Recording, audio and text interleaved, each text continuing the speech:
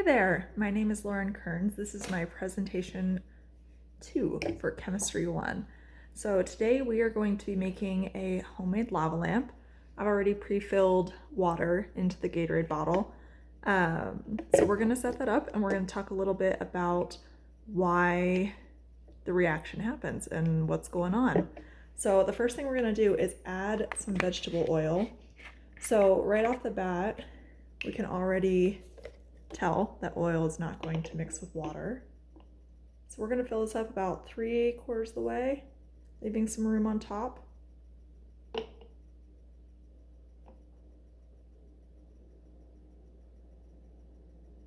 right. So right about there. So as you can see, not mixing at all. Okay, so our next step is to add in some food coloring. We're going to use green, my favorite color. We're just going to add about 8-10 drops in.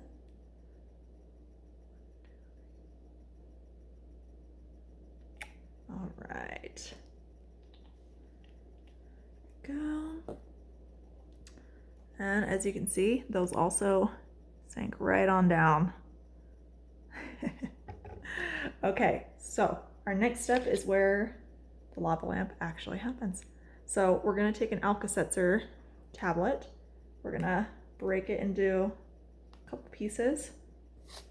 Try not to get it everywhere. And we're just going to add these right on top and let them start reacting.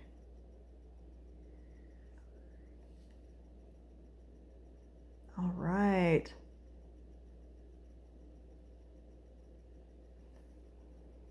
So lots of bubbling.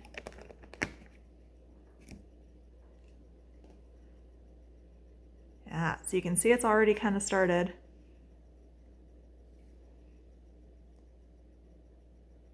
So there's a couple different things that are going on here. Wow, that's cool. You can see it's reacting pretty heavily over there. So as this works out in itself, we'll talk a little bit and I'll show you the end product when it's all settled and working. So what happened is, first of all, the oil and the water, they're not going to mix, and there's a reason behind that, and it has to do with the density and also the atom type that makes up water and also oil. So water molecules are highly polar. They're very prone to hydrogen bonds, and for that reason, that's why they are going to stick with their own water. All right, you can kind of see that working there. So they're going to stick with their water, and then the lower density oil is what sits on top. So that's the first part of this that is happening. The food coloring, it's going to go right down with the water. It doesn't mix with the oil either. So it has stopped reacting. Let's see if it changed anything when I open it. Nope, not too much. So that's the first part. Then we add the Alka-Seltzer tablet in. And what happens there is that the tablet is reacting with the water to produce carbon dioxide. So carbon dioxide is a gas. So when the gas is created, it's going to rise towards the top. And what happens and what gives it the lava lamp experience is that the water molecules are going to attach and rise up, and then they're going to sink right back down whenever they get to the top, and the carbon dioxide is released into the top of the bottle where the air is. So that's what's happening as far as that. So yeah, oil is nonpolar, water is polar. They're not going to mix. This was semi-successful. It had a reaction. It's kind of calmed down. I did take the cap off because it stopped reacting and I wanted to see if it would change anything.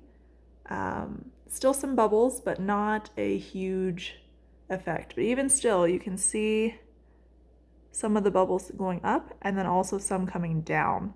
And those are the water molecules that had attached to the carbon dioxide. So all in all, it's a really cool experiment. Maybe not as much reaction as I was expecting out of it, but still working. I can still see it going. It'll keep going as long as carbon dioxide is being produced until that point. And then it will stop. So if we really wanted to, we could add one of these, and I'm gonna try and immediately seal it this time and see if it makes a difference. All right. Yeah, so that's a much quicker reaction there. Much easier to see what's going on with that, actually. I might have just not added enough in the first place. Yeah, all the bubbles coming up, and then also water molecules coming down. So really cool. If you try and shake it up, the oil may look like there are droplets within the water, but it will never actually mix. It can't bond. It's not going to happen. So you can mix it around all you want. Oil and water will never attract. So all in all, very cool experiment. Shows how a reaction can happen and how chemical bonding is applicable even to just a homemade lava lamp.